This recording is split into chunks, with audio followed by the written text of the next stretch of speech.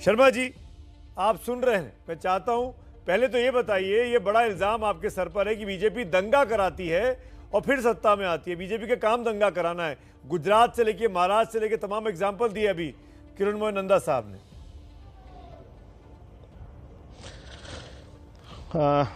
सुमित जी, मैं बड़ा आदर करता हूं किरणमय जी का, बहुत सीनियर लीडर हैं, पर आज भी ये 20वीं सदी की मानसिकता जो से बाहर नहीं निकल पाए, वही कुतर्क है इनके पास। दादा 21वीं सदी आ गई है, थोड़ा समझ जो है इतने सीनियर लेता है, कम से कम वो पुराने चीजें तो छोड़ दीजिए जिसको जनता ने नकार दिया, जिसको जनता भी नहीं मानती। पिछले 7 साल के सरकार में, केंद्र सरकार में मोदी जी के नेतृत्व में आज तक देश में दंगे नहीं हुए। यही आप लोग जो है झूठ फैलाते थे घूम घूम के कि यदि भाजपा की सरकार आ जाएगी तो कत्लेआम हो जाएगा, यही आप फैलाते थे ना लोगों को, और यही झूठ आज के शर्मा जी बुरा नहीं मानिएगा, शर्मा जी बुरा नहीं मानिएगा, आपने कहा कि 7 साल में दंगे नहीं हुए। अरे जनाब, दिल्ली में ही दंगे हुए, हम और आप तो यहीं रहते हैं, देखा कि नहीं देखा आपने क्या हुआ था? ना दिल्ली में जो दिल्ली के दंगे जो थे इतने बड़े, आप यूपी से बाहर निकल के देश में चले गए। इसीलिए मैं आया सवाल पे कि आपने ये क्यों कहा कि देश में दंगे नहीं हुए? बहुत से एग्जांपल हैं। जी बताइए। सुनिए और भी कर, मैं 5 साल के उत्तर प्रदेश सरकार की भी, योगी सरकार की भी बात कर रहा हूं, लेकिन अब इनको थोड़ा सा अब ये बीच में ना बोलो। अच्छा हुआ कि आज इन्होंने मुजफ्फरनगर के दंगे की बात की।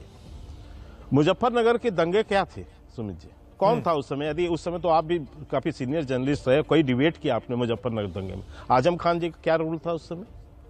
और इन्होंने उसके बाद क्या किया मुजफ्फरनगर के दंगों पे?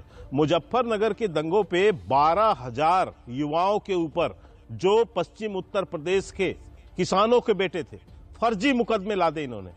और इसके बाद इसके अगले चरण में देखिए क्या कहते हैं, ये दंगे में सबका नुकसान हुआ, दंगा का कोई समर्थन नहीं करता है, लेकिन इनका निर्णय क्या था कि दंगों के बाद यदि किसी को मुआवजा मिलेगा तो केवल मुसलमानों को मुआवजा देंगे और किसी को यानी धर्म के लोगों को नहीं मिलेगा।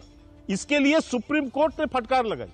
3 स्टेट यानी उन्होंने स्टेटमेंट अलग अलग जारी किए उस समय सुप्रीम कोर्ट ने इनको, समाजवादी सरकार को उस दंगा के लिए जो है मुजरिम ठहराया। ये यानी उसके कोटेशन में कहा गया कि आपके कारण से हुआ, आपके नेताओं के कारण से हुआ। इसके बाद यही नहीं, दूसरा उन्होंने कहा कि आप ऐसा मुआवजा कैसे दे सकते हैं कि आप जो है मुसलमानों को मुआवजा देंगे और हिंदुओं को मुआवजा नहीं देंगे। तो इनकी सरकार की नीति क्या थी? तुष्टीकरण की नीति टोटल। और आज इन्होंने क्या किया?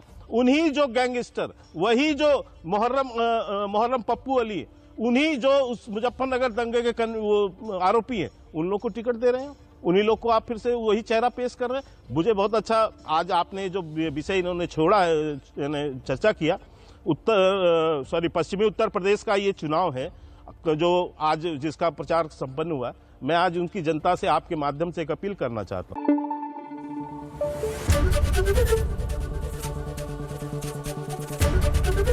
एबीपी न्यूज आपको रखे आगे।